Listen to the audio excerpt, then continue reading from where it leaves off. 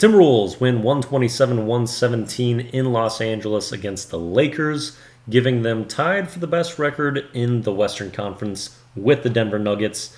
Just 4 or 5 games remaining in the season. We're going to play the Nuggets on Wednesday in Denver, both teams on the second night of back-to-back. We have the Wizards the game before, so hopefully that should just be a clean little win right there where we can maybe get some rest.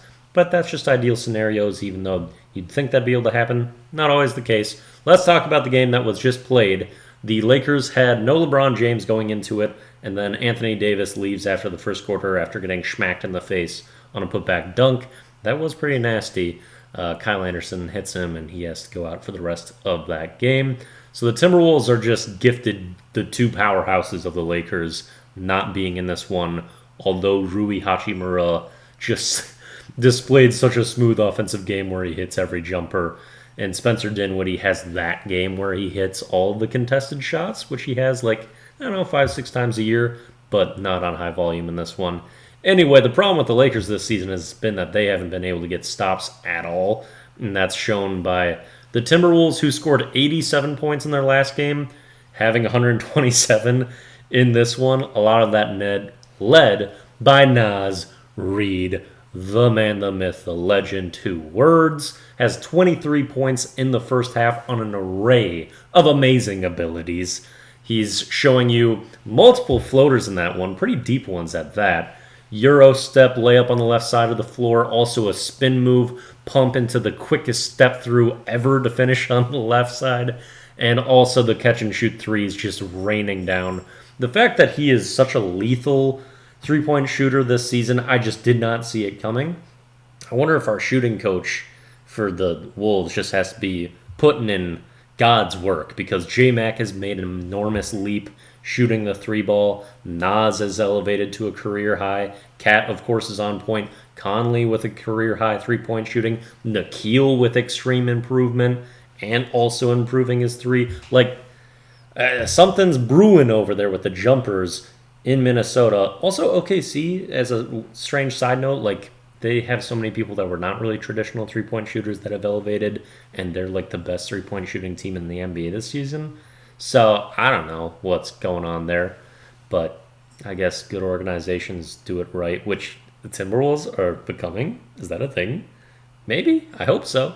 Except the sale of the team to get Glenn Taylor out of here so he could finally retire KG's number stalled through, which depresses me. But that's not what this video is about. I was talking about the basketball game that was just played tonight against the Lakers.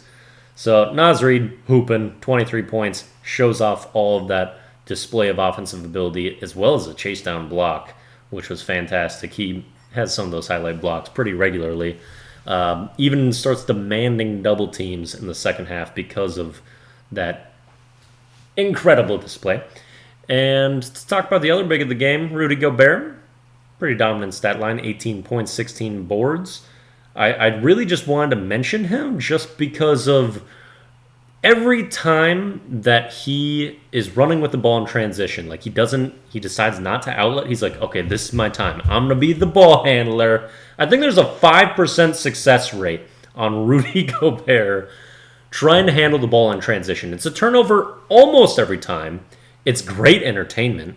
Love to watch it, unless I actually care about the outcome for the Timberwolves, because it never works.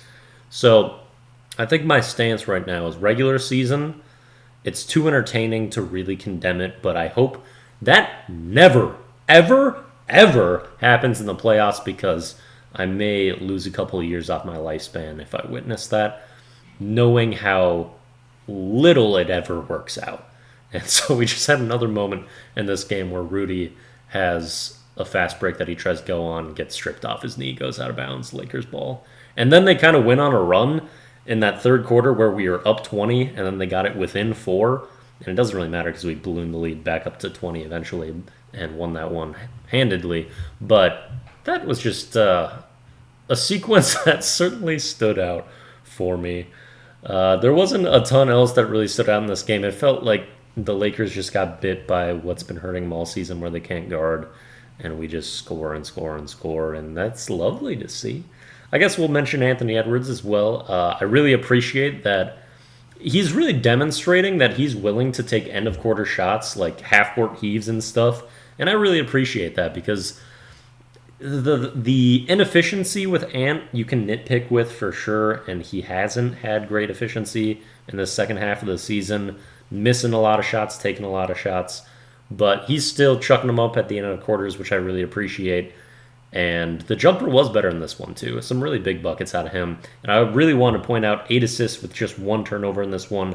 Ant has progressively been improving on the turnovers. He still has his rough games in that realm, but it has been getting better. And interestingly, Conley, biggest turnover night out of anyone, 4 of them. A lot of uncharacteristic ones in this one, but yeah, it's okay. Good vibes. We got the win.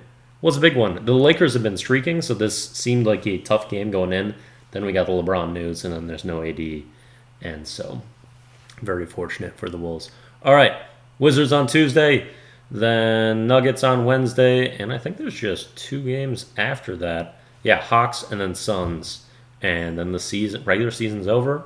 We'll be moving into the playoffs. I believe we just secured at least a top 3 seed with this win. 1 seed within reach, 2 seed possible. We'll see. I'll keep you updated. On to the next piece.